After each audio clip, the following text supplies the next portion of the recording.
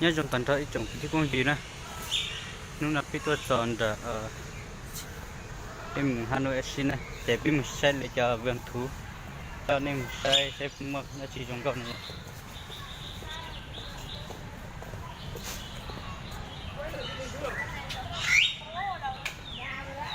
rồi trong con hành cái nữa cho nên sẽ cho nung ngon nữa các bạn ơi, điệu ôi ô kiểu như là sao nhựa con ấy này nhỉ? đi phát sơn hay đi bên nào đây để không trắng nước rồi. Ui quần này bị thương hàn rồi. Salmonella rồi. Cái này bị salmonella rồi. Bọn nó xấu nhở? Cánh nó Không xấu. báo đâu. Ôi cái đồ của nó to thế. Bị ký sinh Con này trùng. như kiểu chúng nó vỗ nhau nên là chẳng có đi đâu đuôi, chẳng có đuôi gì cả. Cái này nó sinh trùng ngoài ra. Không. Ui cọc. Cô Hải ơi.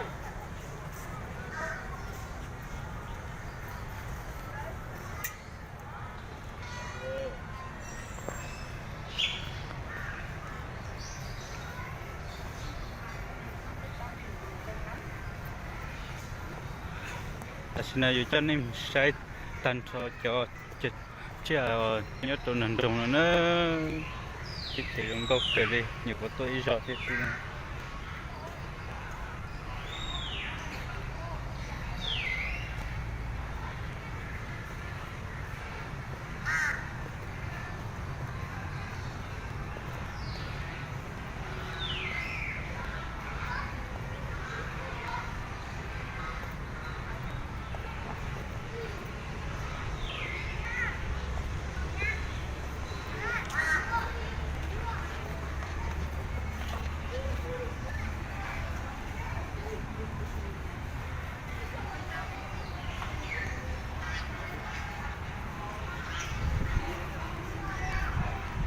ô tụi nó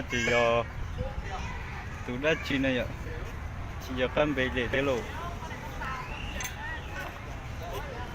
tụi nó chỉ tiền nhân là hồi cái con cò này.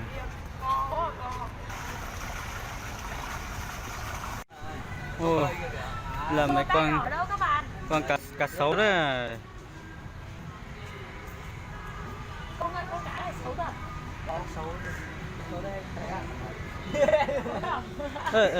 rồi Từ tay đỏ á. Đây cô. Vừa tay đỏ.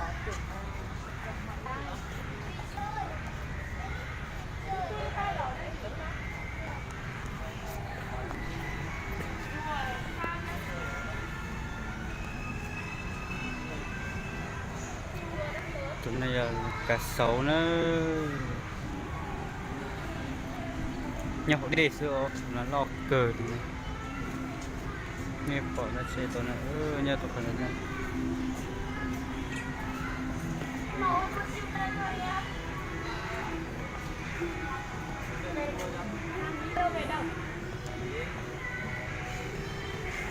Nó có biết cắt chiếc nói không? con này chắc không biết nói đâu như vậy huấn luyện tập luyện cho nó biết Cô Hải đâu chẳng thấy cô ăn đâu.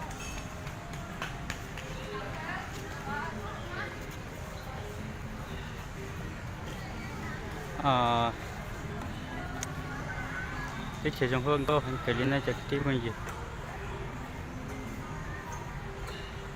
một tàn cho thuê chia dùng có cỡ nữa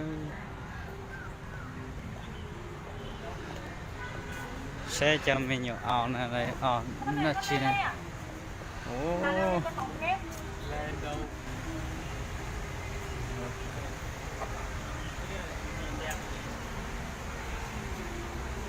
Con này mà thịt ăn ngon không?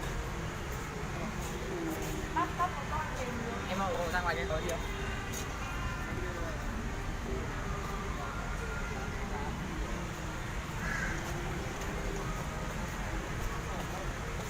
sẽ cho nên mình sẽ chờ lo nữa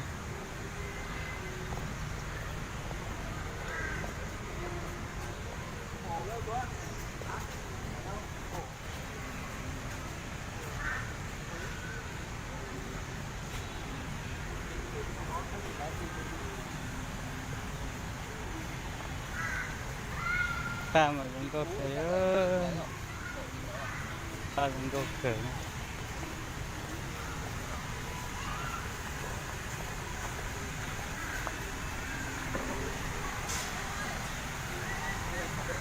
mấy em cùng nhiều ảnh nhé còn đi đây cùng nhiều đi không đi ơi mấy ảnh mà